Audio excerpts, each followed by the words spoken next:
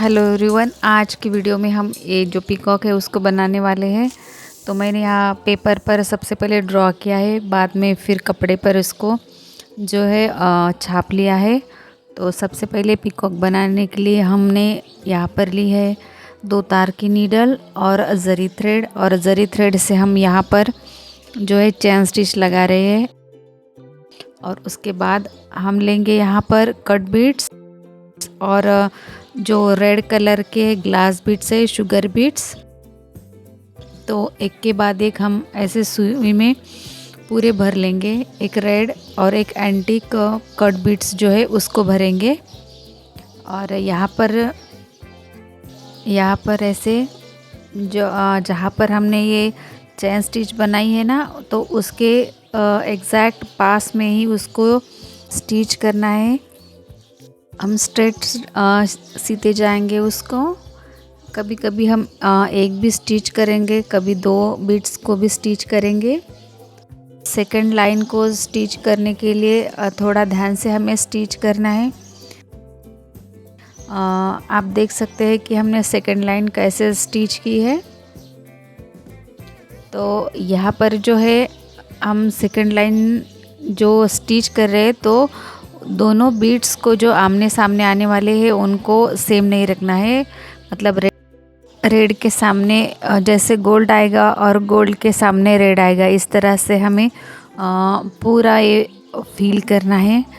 अब यहाँ पर जो है इस स्टिच करने के लिए हमने फिर से सेम बीट्स यूज़ किए हैं, एंटीक कट बीट्स और रेड शुगर बीट्स। और हमने यहाँ पर भी एक आउटलाइन कर ली है। तो अब अंदर फिल करने के लिए हमने यहाँ पर जो है बीट्स सेम रखे हैं, मतलब कट बीट्स जो है वो हमने सेम रखे हैं। सिर्फ रेड कलर की जगह पर हमने यहाँ पर शुगर बीट्स लिए हैं गोल्डन कलर के। हम यहाँ पर बीच में से स्टार्ट कर रहे हैं, मतलब किसी एक कोने से स्टार्ट नहीं कर रहे हैं स्टिच बीट्स को। क्यों, आपको पता चल जाएगा। सिर्फ आपको मिडल से स्टार्ट करना है। सेम वैसे ही एक शुगर बीट्स और एक कट बीट्स डालते हुए हम स्टिच करेंगे। हम रिटर्न आएंगे तो वैसे ही आमने सामने आने वाले बीट्स चेंज होने चाहिए। तो आपने देखा होगा कि हमने बीच से जब स्टार्ट किया है तो हमारा जो बीट्स का शेप है वो हल्का सा कर्व हो गया है, मतलब जैसे फेदर के जैसा लुक यहाँ पर क्रिएट हो गया है। तो इसके लिए हमने बीच में से स्टार्ट किया था, ताकि यहाँ पर जो बीट्स का जो कर्व बन जाए और हमारा लुक जो है फेदर का वो चेंज हो जाए। तो इसके लिए हमें सेंटर से स्टार्ट करना है। तो अभी हमें ज़रूरत है शुगर बीट्स की। फिर से शुगर बीट्स को हमने नीडल में भर लिया है और यहाँ पर स्ट्रेट हम 2-2 शुगर बीट्स को फेंकते हुए एक आउटलाइन बनाएंगे यहाँ, और यहाँ पर पक्का कर देते हैं। अब हमने ली है जरदोज़ी, गोल्डन कलर की जरदोज़ी, और उसको हमने कट कर लिया है। छोटे छोटे पीसेस यहाँ पर कट कर दिए हैं और उसको खींच के ही कट किए हैं। जरदोज़ी को हमें खींच के ही कट करना होता है। और पहले तो हम यहाँ पर ऐसे एक एक टाका लेके थोड़ा शुगर बीट्स की जो आउटलाइन है वहाँ का डिस्टेंस सेम रखते हुए हम आउटलाइन कर रहे हैं, और यहाँ पर हम पक्का कर देते हैं। और फिर हम इसके ऊपर जो है लोडिंग स्टिच कर रहे हैं। तो लोडिंग हमने इस कॉर्नर से स्टार्ट किया है। तो हम यहाँ पर जो है 2 टाके लेके फिर जरदोज़ी डाल के ऊपर चले जाएंगे, और ऊपर भी 2 टाका लेंगे। फिर नीचे आएंगे, नीचे भी 2 टाका लेके अब निडल में जरदोज़ी डालेंगे।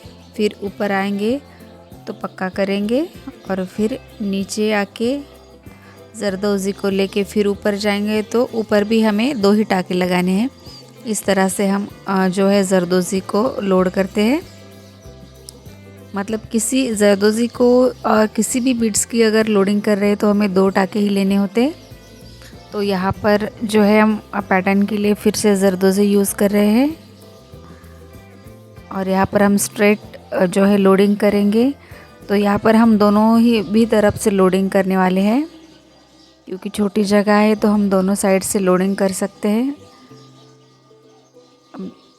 अब बस स्ट्रेट हम जाएंगे और यहाँ टाका लेके जरदोज़ी को पक्का करेंगे और फिर से इसमें छोटा जरदोज़ी का टुकड़ा लेके ऊपर चले जाएंगे। ऐसे ही हम यहाँ पर जो है स्ट्रेट लोडिंग कंप्लीट करेंगे।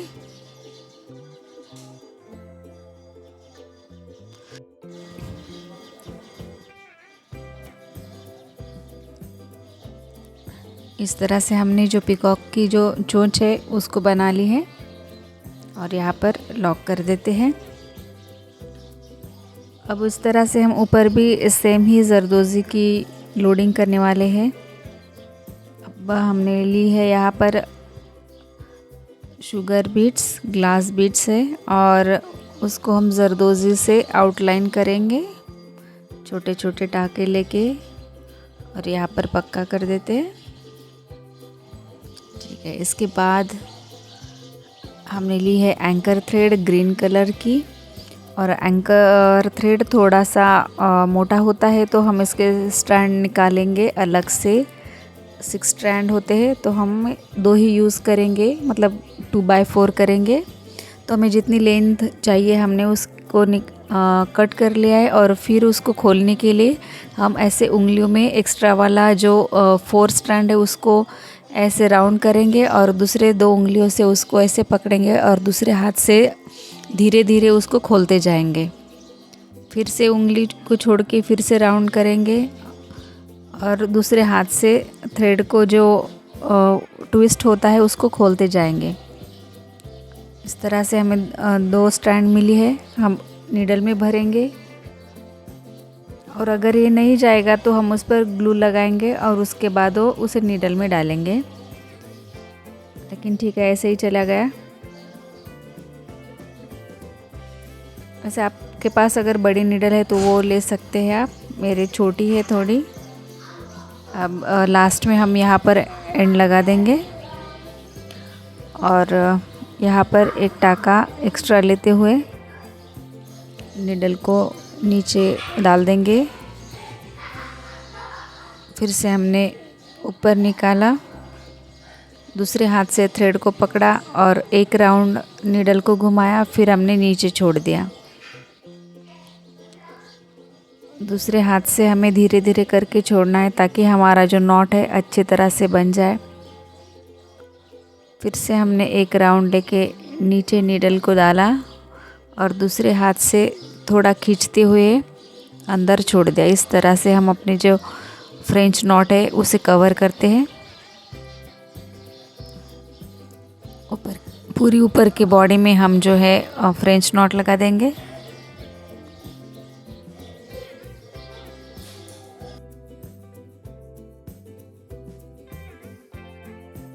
अब हम बनाने वाले हैं हैंगिंग। बनाने के लिए हमने यहाँ पर हैंड नीडल ली है और बीड्स लिए हैं और जो मैचिंग है ग्रीन और रेड।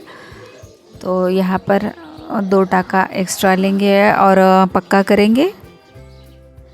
फिर से हमने नीडल लेना है और उसमें जो है शुगर बीड्स को भरना है। तो हम हैंड नीडल में शुगर बीड्स कैसे भरते हैं देखिए। ऐसे करके आप हमें जो है हैंड नीडल में बीड्स जो है भरने होते हैं। तो हम सारी लेंथ सेम रखेंगे। यहाँ पर मैंने 4.5 सेंटीमीटर की लेंथ ली है। आप अपने चॉइस के अकॉर्डिंग ले सकते हैं, अपना डिज़ाइन कितना लेंथ का बनाना है उसके हिसाब से आप ले सकते हैं। तो फिर पहले रेड कलर का बीड्स लिया है, फिर ग्रीन लिया है और उसको होल्ड करने के लिए फिर से एक शुगर बीड्स लिया है। तो अब हैंगिंग बनाने के लिए हम क्या करते हैं कि शुगर बीड्स को हल्का सा बाहर लेते हैं और फिर से नीडल हमने जैसे निकाली है बीड्स के अंदर से वैसे रिटर्न जाते हैं। अगर हमारी नीडल की लेंथ थोड़ी छोटी है तो हम थोड़े थोड़े बीड्स करके जो है नीडल को निकालेंगे। फिर से थोड़े बीड्स लेंगे और नीडल को निकालेंगे और फिर से बचे हुए बीड्स को हम इस तरह से नीडल में से निकालेंगे। फिर जो हमें लास्ट वाला जो हैंगिंग वाला बीट्स होता है उसको ऐसे पकड़ना है और थ्रेड को खींचना है। फिर हमारा जो हैंगिंग है वो एकदम से टाइट हो जाएगा, पक्का हो जाएगा। इस तरह से हल्के हाथ से खींचना है ताकि कहीं भी थ्रेड जो है जमा ना रहे। तो फिर यहाँ से हमने निकाला। अब दोनों पॉइंट के बीच में हम एक छोटा सा टाका लेंगे इस तरह से। फिर हम सेकंड नंबर की हैंगिंग बनाने वाले हैं। तो अब हम क्या करेंगे कि हमें हर बार बीड्स को जो है लेंथ को गिनना नहीं है, तो इसके लिए हम क्या करेंगे, थ्रेड को ही हम जो है मेजर करके लेंगे। तो जितना हमने पहला वाला लिया था उसको हम थ्रेड को ही मेजर करेंगे और थ्रेड पर ही मार्क करेंगे ताकि हमें कम ज़्यादा हो जाए तो निकालना ना पड़े या भरना ना पड़े।